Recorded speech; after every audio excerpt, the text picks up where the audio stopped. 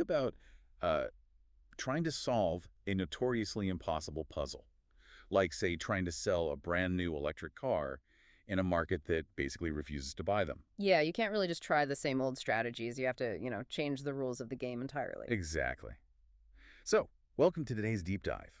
Our mission today is to explore the launch of the Kia EV2 in Italy, using some recent market reports and automotive outlooks.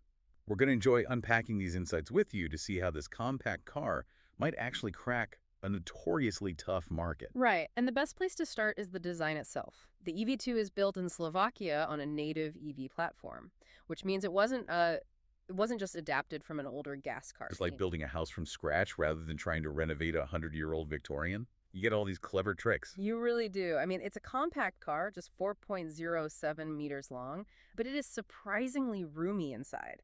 It features the sliding rear seat that flexes the trunk from 362 up to 403 liters. Wow, so it's basically a Mary Poppins bag of a car. Pretty much. Plus, there's a 15-liter frunk up front, specifically for your charging cables. And it has this super rare 22 kilowatt AC charging capability. Wait, so that means it goes from 0 to full in like 2 to 3 hours? Yeah, exactly. 2 to 3 hours on standard city chargers, and that is a highly calculated choice. How so? Well, young drivers living in Italian apartments, they usually don't have private garages for overnight charging. So relying on a quick turnaround at a public city post is really the only way this car practically works for them. That makes perfect sense, especially when you look at the market friction here. Italian consumers are highly skeptical of full EVs. Oh, heavily resistant. Right. And even with a competitive 26,600 starting price for the base 42.2 kilowatt hour model, which gets you about 317 kilometers of range, it's a tough sell. It is. And if you want the 61 kilowatt hour long range version, you're pushing 38,000 art.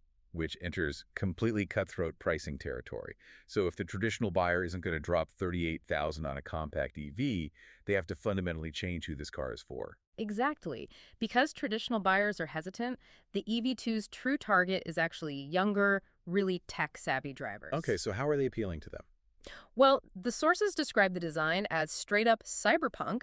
It features dual 12.3-inch screens, ChatGPT is integrated in there, and it has V2L capability. Wait, hold on. I saw that in the reports. The sources say you can plug a BBQ into this thing. You absolutely can. V2L, or vehicle to load, turns the car into a giant 230-volt power bank. But practically speaking, wouldn't running a grill or like a massive sound system for an outdoor party just drain your battery before you have to drive home? It's a valid concern, but EV batteries are massive compared to the draw of those appliances. I mean, running an electric grill for an hour barely puts a dent in a 61 kilowatt hour battery.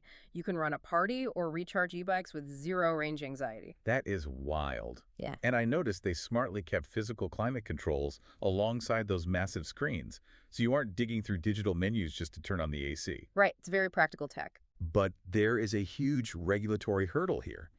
Italy has incredibly strict laws for novice drivers, the neopatentati. Yeah. They cap the power of cars beginners are allowed to drive. Yes, they do. So how on earth is a 147 horsepower EV legal for an 18-year-old?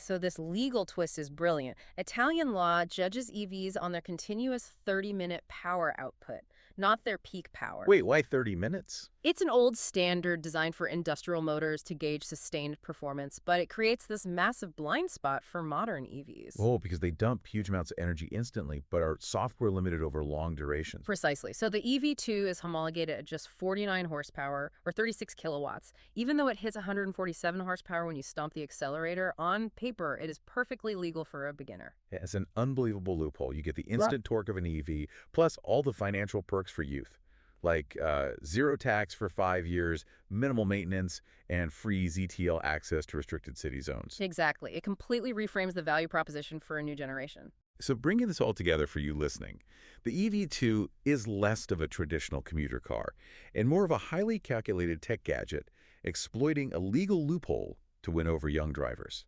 Thank you so much for sharing this deep dive with us today. It's been great, and it leaves us with one really provocative question to consider. Oh, definitely. If EVs allow novice drivers to legally access this level of instant peak power, how long until regulators realize the old rules just don't apply anymore and they have to rewrite the driving laws entirely?